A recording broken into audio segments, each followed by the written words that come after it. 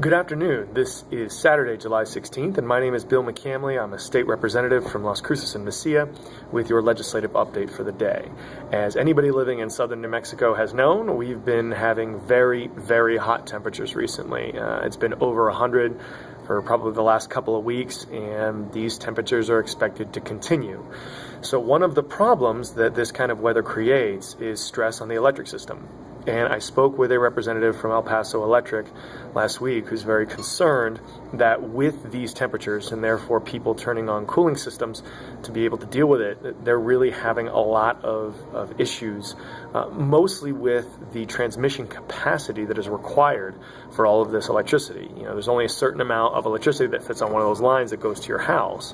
And when more and more people are trying to do more and more juice, it really hurts that ability for the electricity to go anywhere. So they are, as any electric company is looking at, possibly looking at rolling brownouts to be able to reduce load on the electric system as a whole. Now, they're not doing that yet, but they're considering it. If that happens, then what he told me was that they're going to try to keep these down to 30 minutes at a time, and also try to work with places like the schools to have cool places for people to go if they are in a hot house in the middle of the day when it's 105.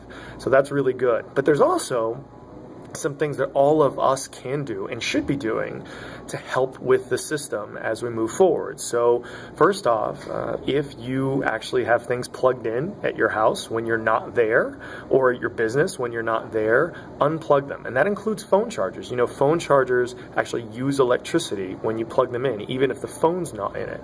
So that's also things like turning off lights when you're not in the room, turning off computers when you're not using them.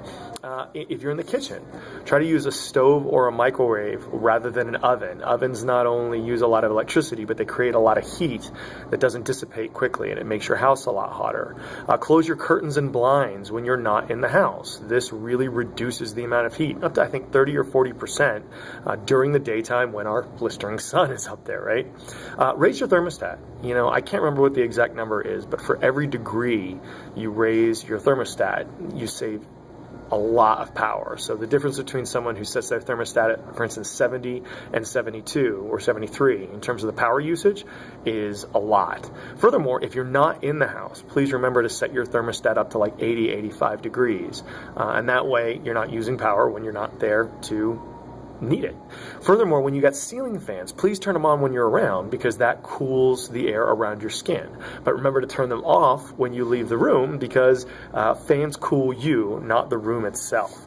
And there's all the sorts of things that you can look at to save electricity as a whole moving forward, such as replacing old school light bulbs with compact fluorescent or LED bulbs, using a dryer, not using a dryer, and using a line to dry your laundry if you have that option. You know, I do that all the time, and clothes dry probably in about half an hour out in this sun with this heat and a light breeze. So as we move forward into a hot summer, please remember there's things that all of us can do to help with this situation and really do little things to help all of us and our neighbors cope better. So thanks for, again, listening to this. As always, if you have questions, comments, or concerns on these or any other issues, I'd love to hear from you and hope everyone has a great rest of your weekend. Thanks.